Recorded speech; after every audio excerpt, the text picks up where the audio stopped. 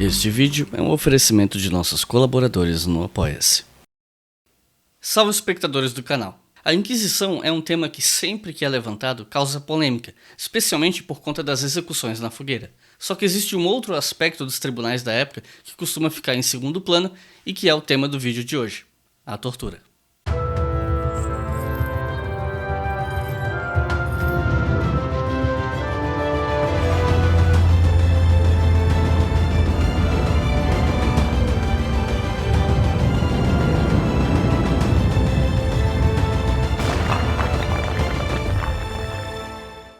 O vídeo de hoje, que vocês devem ter notado que ficou enorme, é fruto de uma pesquisa que eu fiz durante a graduação, que depois eu acabei publicando em uma revista, e que por ser um tema importante, eu achei que valia a pena trazer e fazer um vídeo. Durante um bom tempo da minha graduação, eu cogitei fazer o meu TCC sobre esse tema, e saí comprando um monte de livros sobre o assunto. Mas aí quando eu cheguei lá pela sexta fase, eu decidi que eu ia trabalhar com história contemporânea. Ainda assim, o tema me agrada, continua me interessando, e embora eu não tenha tempo para pesquisar sobre isso hoje em dia, eu tenho essa pesquisa pronta e resolvi transformar em vídeo. Toda a bibliografia que eu usei para fazer essa pesquisa e de onde praticamente todas as informações desse vídeo saíram, está aqui na descrição. Eu usei duas fontes primárias principais para esse trabalho. Mais precisamente o Malleus Maleficarum, ou Martelo das Feiticeiras, escrito pelos monges dominicanos Heinrich Hammer e James Spranger, não sei se a pronúncia é essa, enfim, e o Directorium Inquisitorum, ou Manual dos Inquisidores, de Nicolau Eymerich, publicado originalmente no século XIV e republicado com comentários de Francisco de la Penha no século XVI. Aqui embaixo vocês estão vendo o nome de todo mundo que colabora com Leitura Obrigatória, mais precisamente pelo Apoia-se. A partir de R$2 você já pode contribuir com o nosso canal e permitir que ele continue existindo. Não só porque é dessa contribuição que a gente tira dinheiro para investimento material no canal, mas também porque a gente tem conta para pagar, né? E se por um lado essa pesquisa aqui é antiga, por outro lado, a gente está sempre fazendo pesquisas novas para transformar em vídeo. Então fica aqui o pedido para que você considere nos apoiar. Agora, sem mais enrolação, vamos ao vídeo.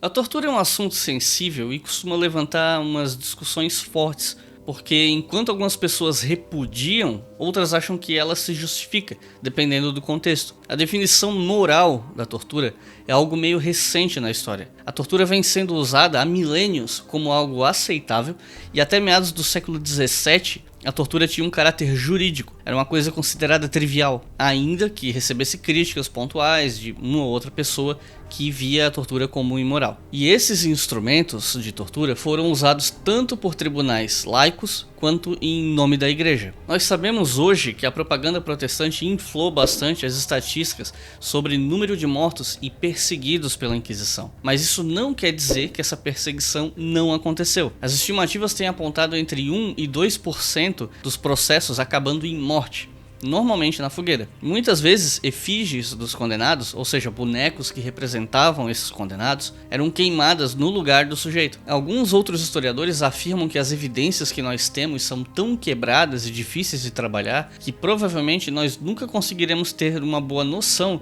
do número de executados. Mas o objetivo desse vídeo não é ficar falando ou especulando sobre número de mortos. A ideia aqui é falar sobre os argumentos que eram usados para justificar a tortura, tanto pelos tribunais laicos quanto pelos discursos religiosos, especialmente esses. Por conta das fontes e livros que eu usei nessa pesquisa, o vídeo foca no contexto de caça às bruxas, ignorando as ações relativas ao combate às ditas heresias surgidas durante a Reforma Protestante, ou mesmo antes, como era o caso dos cátaros. A tortura tem três aspectos principais que a gente tem que considerar. Existe a tortura com o objetivo de interrogar, a tortura com o objetivo de purgar os pecados de quem está sendo torturado e a tortura com o objetivo de punir. Não necessariamente uma sessão de tortura é realizada só com um desses três objetivos em mente.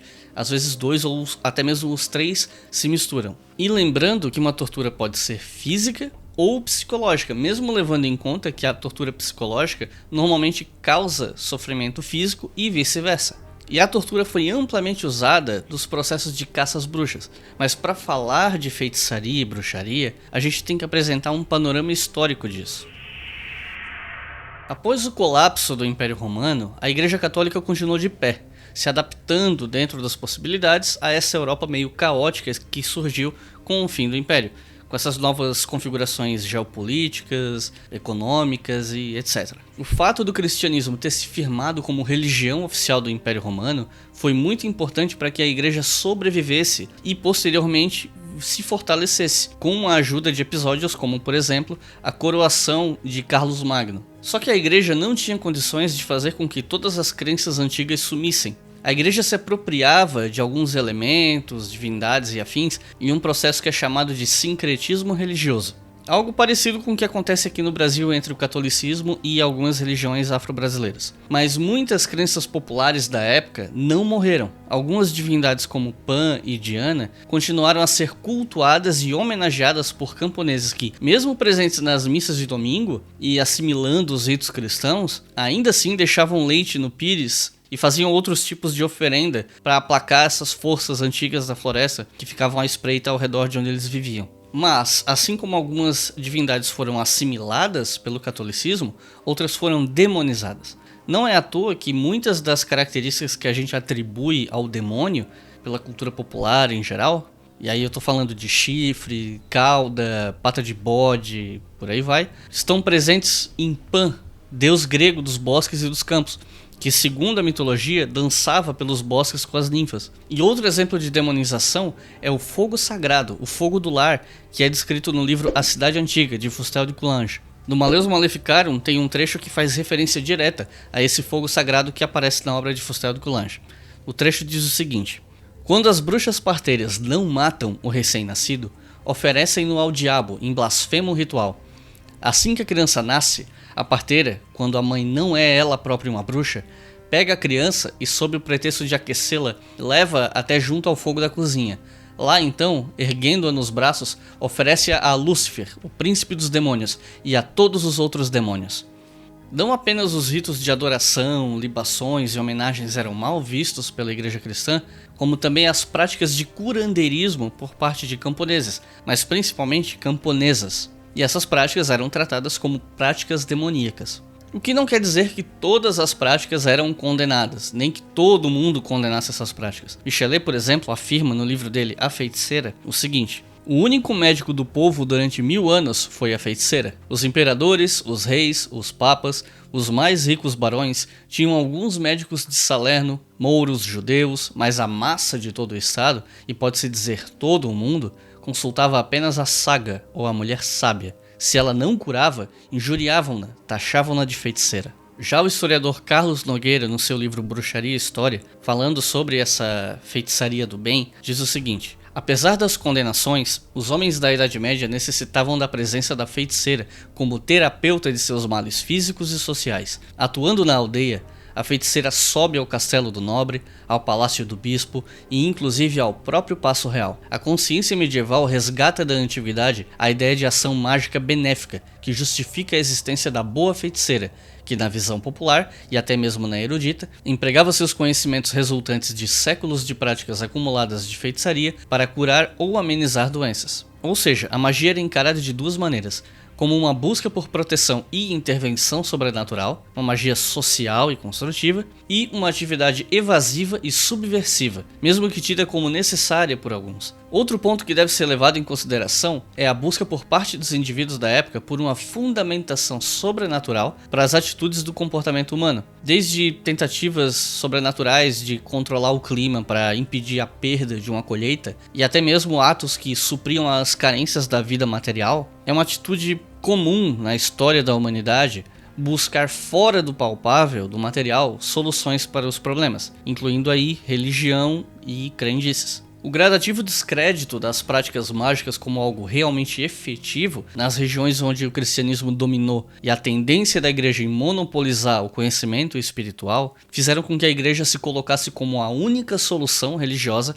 aos problemas dos seres humanos. Segundo o martelo das feiticeiras, ao virar vítima de um malefício, o homem não deveria procurar a ajuda de feiticeiras para reverter o efeito desse feitiço. Era pecado, portanto, recorrer à ajuda de mulheres sábias, pelas quais são a miúde curadas, e não a padres ou exorcistas. Assim, revelamos a experiência de que tais curas só são efetuadas pela ajuda dos demônios, a quem é ilícito recorrer. Portanto, não há de ser lícito curar dessa forma a pessoa enfeitiçada, que deverá suportar pacientemente o malefício. E aí surge outra questão. Os crimes pelos quais essas pessoas foram condenadas com o passar dos séculos existiram ou foram produto da imaginação, seja de quem foi perseguido, seja de quem perseguiu. Assim como não dá para tomar os relatos dessas fontes católicas como infalíveis, nós temos que levar em consideração o seguinte: algumas pessoas realmente tentavam realizar práticas mágicas, e aí não importa se elas faziam efeito ou não, se é verdade ou se é mentira, o que importa é que na época se acreditava que era verdade. E isso tinha consequências na vida social. Então, mesmo sendo uma paranoia, ela não vinha do nada. Por isso que estudar esse tema é algo bem complexo, porque passa por entender as crenças da época, tanto as oficiais quanto as populares. O fato de grande maioria das bruxas serem analfabetas faz com que seja quase impossível a existência de livros de magia da época, ou mesmo pequenos manuais, salvo algumas exceções pontuais, algumas receitas que acabaram sobrevivendo. E as principais evidências das práticas mágicas vêm dos depoimentos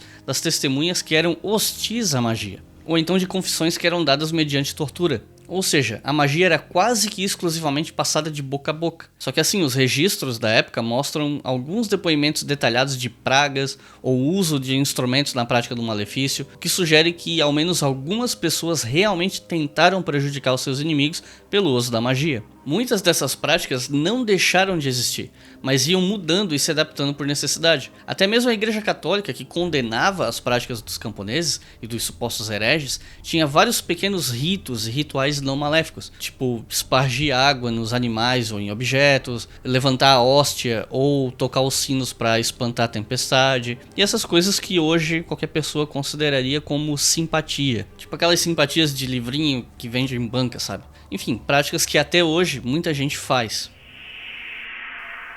Edward Peters, no seu livro História da Tortura, disserta sobre o surgimento do Crimen Exceptum, que surgiu no século XIII e que era tão perigoso para a sociedade e ofensivo a Deus que era concedida uma enorme liberdade à sua ação judicial. E é aí que está a chave para entender a bruxaria como crime de ofensa a Deus. Esses crimes entravam na categoria de lesa majestade, com o agravante de ser a majestade divina. No Martelo das Feiticeiras é dito que a bruxaria é a alta traição contra a majestade de Deus, e assim os acusados devem ser torturados para que confessem o seu crime. Qualquer pessoa de qualquer classe, posição ou condição social, sob acusação dessa natureza, pode ser submetida à tortura, e a que for considerada culpada, mesmo tendo confessado seu crime, há de ser supliciada.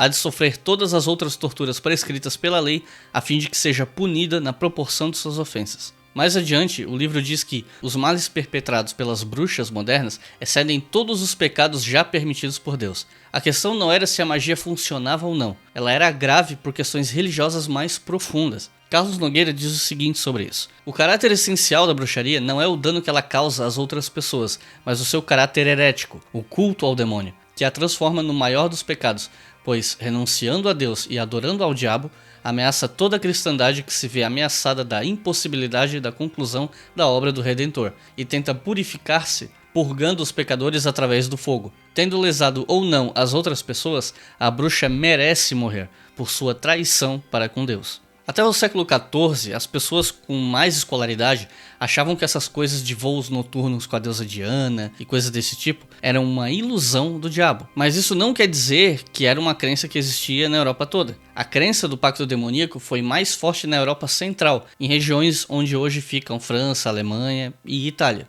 Em países como Inglaterra, Rússia e Noruega, crime de bruxaria não era considerado pacto com o diabo. Nos locais onde a caça às bruxas foi mais intensa, as crenças religiosas eram determinantes nas relações sociais. Ser católico era uma obrigação, não uma opção. E entre os cristãos, a ideia de um conluio com o diabo era considerado o pior crime possível. A partir do século XV, ou seja, na Idade Moderna, e não na Idade Média, como quase todo mundo imagina, começou a se acreditar que essas coisas não eram mais uma ilusão do diabo. Agora era real. As mulheres que até então sonhavam que voavam à noite para uma reunião com outras bruxas, praticando rituais de canibalismo, etc., agora realmente voavam, sendo o poder de transportação fornecido pelo diabo. No Malleus Maleficarum nós temos esse trecho aqui. Porque as Sagradas Escrituras, na sua autoridade, dizem que os demônios têm poderes sobre o corpo e sobre a mente dos homens, quando Deus lhe permite exercê-los, ao que se faz alusão explícita em muitas passagens. Enganam-se, portanto, os que afirmam não existirem coisas como bruxaria ou feitiçaria, ou os que professam tais coisas serem imaginárias ou existirem demônios só na imaginação de ignorantes e de populares. E também os que declaram ser equívoco atribuir a demônios certos fenômenos naturais que acontecem aos homens. Argumentam terem algumas pessoas imaginação tão extraordinariamente viva que creem ver vultos e fantasmas como se fossem aparição de espíritos maléficos ou de espectros de bruxas, embora tudo não passe de reflexos de seu próprio pensamento. Esta opinião, porém, vai de encontro à fé verdadeira. Esta ensina-nos que alguns anjos foram lançados do céu e hoje são demônios. Assim, somos forçados a reconhecer que, dada a própria natureza desses anjos diabólicos, são eles capazes de realizar muitos prodígios de que nós não somos. E as pessoas que tentam induzir outras a realizarem tais prodígios perversos são chamadas bruxas. E porque a infidelidade por parte de uma pessoa batizada é tecnicamente denominada heresia, segue-se que essas pessoas são hereges, claramente. Não se tem muita certeza do porquê que houve essa mudança nessa época, de se pensar que era ilusão para começar a achar que era verdade. Mas o fato é que é nessa época que a perseguição começa a ficar pesada. O principal motivo que fazia a tortura ser comum era a necessidade de obter confissões dos torturados. Os interrogadores acreditavam que as pessoas acusadas não confessariam por meios comuns, e a confissão foi elevada ao topo da hierarquia das provas. Tão elevada, na verdade, que os juristas se referiam à confissão como a rainha das provas. Edward Peters afirma que isso aconteceu por conta do Quarto Concílio de Latrão, realizado em 1214, que tornou a confissão anual obrigatória e fez com que essa prática ganhasse muita importância na sociedade cristã europeia. Antes da tortura física, os inquisidores apelavam para a confissão voluntária, colocando medo nos acusados. No Manual dos Inquisidores do Nicolau Eymerich tem uma descrição detalhada de como seria o início da sessão de tortura. Após a recusa do réu em confessar espontaneamente, os inquisidores deveriam tirar a roupa da pessoa interrogada imediatamente, sem brincadeiras, como se tivessem tomados de emoção. Se ela não confessasse, era levada nua a um canto e novamente seria solicitado que essa pessoa confessasse. Só que a confissão não teria credibilidade se fosse percebido que ela foi feita por medo da morte. Nos comentários do Francisco de la Penha, você encontra o principal argumento para que os inquisidores tirassem a roupa das pessoas que iam ser interrogadas. Pelo menos o argumento oficial, né?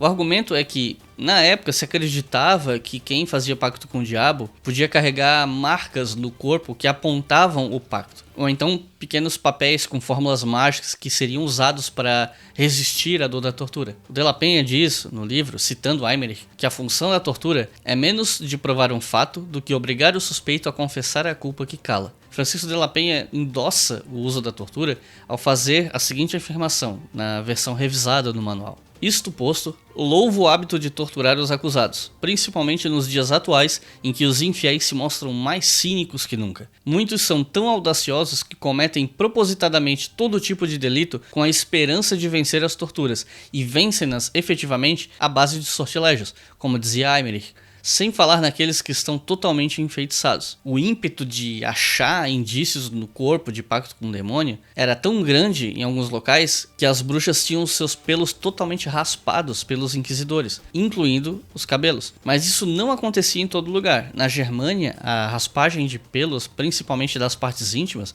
era considerada indecorosa, então por isso ela não era feita. A metodologia da tortura seguia um padrão. Você começava com os instrumentos mais brandos, mais fracos, e questionava a pessoa sobre as culpas menos graves que ela tinha, pois era consenso na época em que essas culpas eram mais fáceis de se confessar. Não confessando, outros instrumentos de tortura eram mostrados para botar medo na pessoa, e se ela não confessasse, ela era presa para que a tortura continuasse no dia seguinte. Todo esse tempo de espera e a expectativa era uma forma de tortura psicológica, porque a pessoa sabia que era inevitável que ela fosse torturada de novo a qualquer momento. No entanto, se a pessoa passar por todas as torturas e não confessar nada, ela poderia solicitar a definição da sua sentença. O Manual dos Inquisidores afirma que essa sentença não podia ser negada. Se a análise do dossiê do processo mostrasse que não houve prova da culpa, lembrando que a confissão era considerada prova, o réu poderia ser absolvido. Fora isso, nós temos alguns trechos no Manual do Eymerich que pedem para os inquisidores tomar cuidado para não matar o sujeito durante a tortura. Os juízes devem se lembrar, então, de que não são carrascos e que a tortura é enganosa. Ou seja, existia consciência de que as confissões sobre tortura poderiam ser mentira, mas apesar disso, algumas confissões, até mesmo algumas absurdas, talvez tenham sido feitas sem o uso de tortura. Segundo Carlos Nogueira, algumas dessas confissões voluntárias não foram realmente livres, tendo sido feitas imediatamente após a conclusão de uma sessão de tortura e antes da próxima. Tampouco podemos considerar como livres as confissões daquele que, com base em critérios racionais, decidiam ser preferível confessar e ser executados do que suportar as tenebrosas torturas que os aguardavam, se permanecessem em silêncio. Tais pessoas poderiam muito bem ter chegado à conclusão de que a situação era, de qualquer modo, insolúvel, tendo optado pela confissão para minimizar sua agonia. Ainda que o acusado acreditasse poder sobreviver à tortura e ser inocentado, a perspectiva intolerável do isolamento social e o ódio comunitário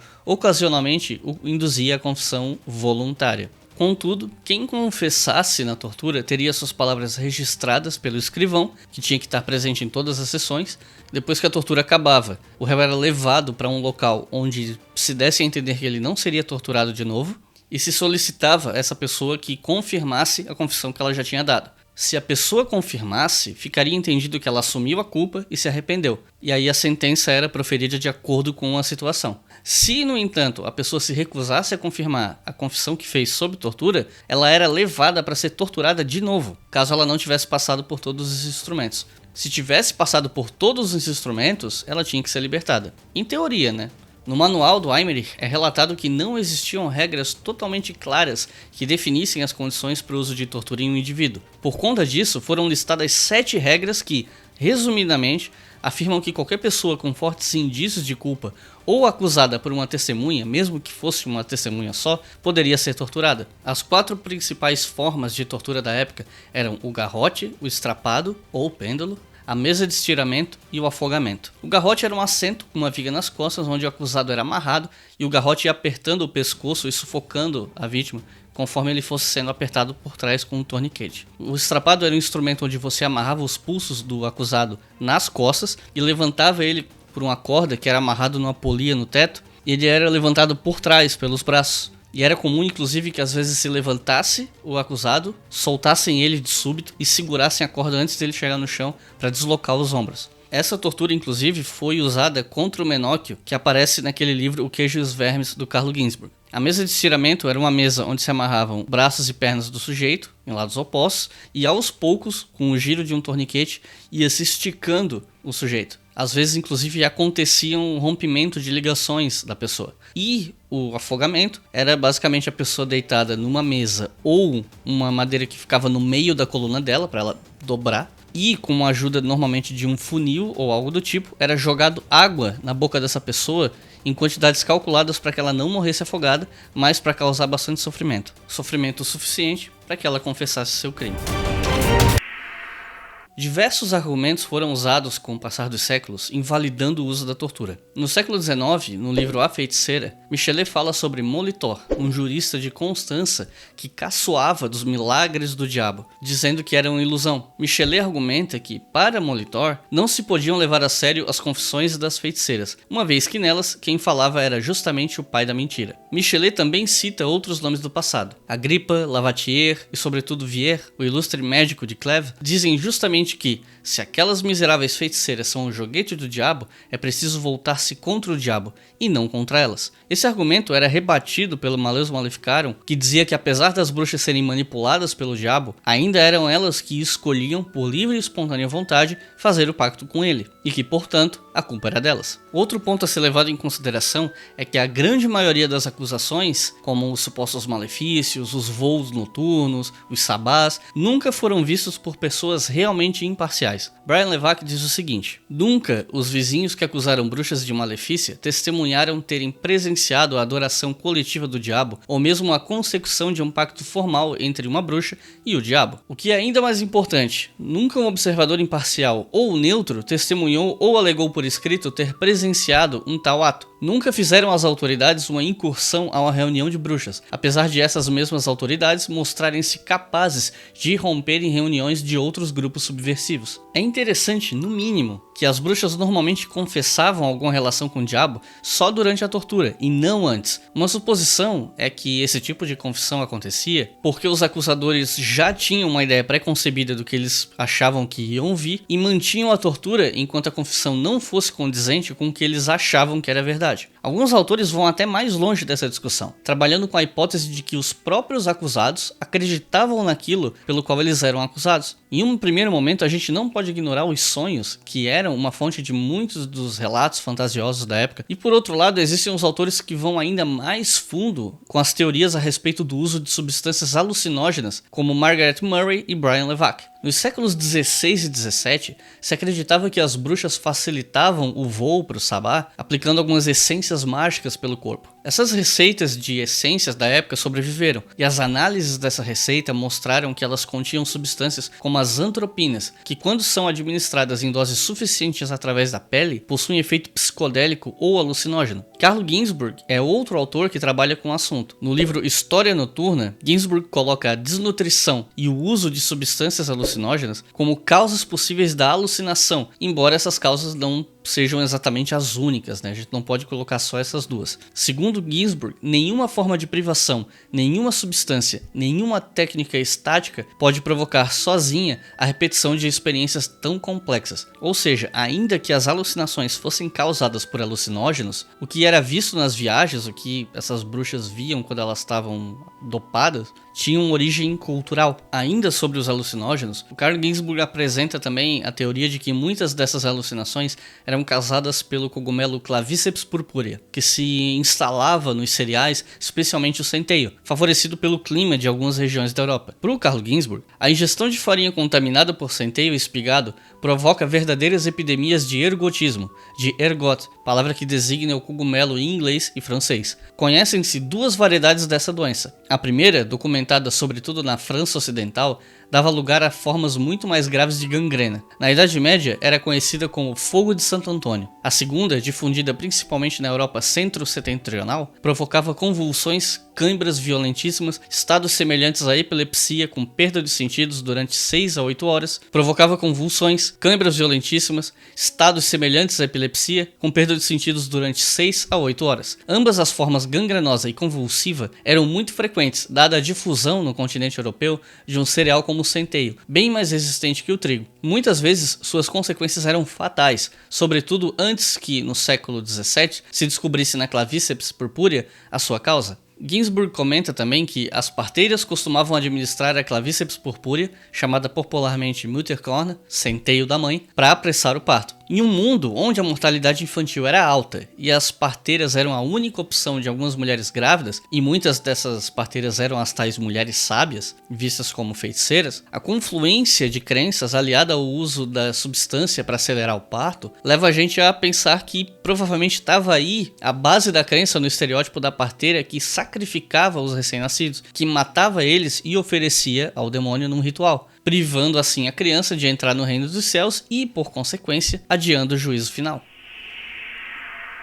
É curioso perceber que a igreja aboliu e depois retomou a tortura. No século VI, o Papa Gregório I proibiu que os juízes aceitassem confissões feitas sob tortura. E, como resultado, a tortura foi abolida durante mais ou menos 7 séculos. E depois se chegou à conclusão de que as heresias e depois a bruxaria eram motivos o suficiente para retomar a tortura dentro do contexto religioso, e usando como legitimação até alguns autores canônicos, como Tomás de Aquino e Santo Agostinho. Santo Agostinho que, por acaso, criticava a tortura no Cidade de Deus. Mas a caça às bruxas, esse momento histórico, não foi nem a primeira e nem a última vez que textos religiosos foram usados para perseguir pessoas, com interpretações que eram convenientes a quem estava perseguindo. E isso não é exclusividade do cristianismo, que fique bem claro. A abolição oficial da tortura no direito criminal acabou por se estender praticamente por toda a Europa no século XVIII e no começo do século XIX, até o ponto em que Victor Hugo anunciou em 1874 que a tortura tinha deixado de existir. A partir do século XIX, com a influência direta do iluminismo e do racionalismo, a grande maioria dessas crenças caiu em descrédito. E esses herdeiros do iluminismo viam o pensamento religioso como responsável pelas superstições e pela perseguição, pela ignorância popular sobre o assunto. E eles inclusive desdenhavam da crença na realidade da magia.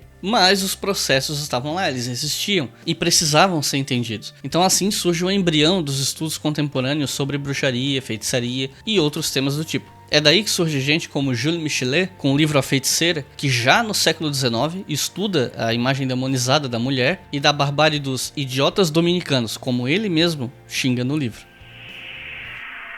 Bom, então é isso, pessoal. Eu sei que vocês queriam que eu falasse sobre as estatísticas de morte, coisas do tipo, mas quando eu fiz essa pesquisa, o meu foco era outro. Eu acho que deu para fazer um resumo dos tópicos mais importantes aqui. E para quem quiser conferir tudo o que eu falei nesse vídeo, aqui na descrição tem a bibliografia completa para você ler os livros e tirar suas próprias conclusões. Eu sei que esse tema é sensível, mexe com a acessibilidade religiosa de muita gente, mas tudo que eu falei aqui nesse vídeo, no que concerne à história, tem embasamento nas pesquisas da área. E algumas delas, inclusive, em fontes primárias, como vocês viram. Se alguma interpretação religiosa ou filosófica estiver equivocada e você entender de teologia, por exemplo, fique à vontade para comentar. Não se esqueçam de se inscrever no canal, curtir, compartilhar e dar uma olhada na nossa página do Apoia-se, caso você tenha gostado desse vídeo. Esse ano vai me mostrar se o canal pode ser realmente autossustentável ou não, e eu conto com o apoio de vocês. Muito obrigado e até a próxima. Muito obrigado por sua audiência. Aqui do lado tem um vídeo que talvez você goste e aqui embaixo um link para o nosso financiamento coletivo. Não se esqueçam que esse vídeo é apenas um resumo e se você achar que ele ficou incompleto ou quer saber mais sobre o assunto, você terá que sair do YouTube e meter a cara nos livros.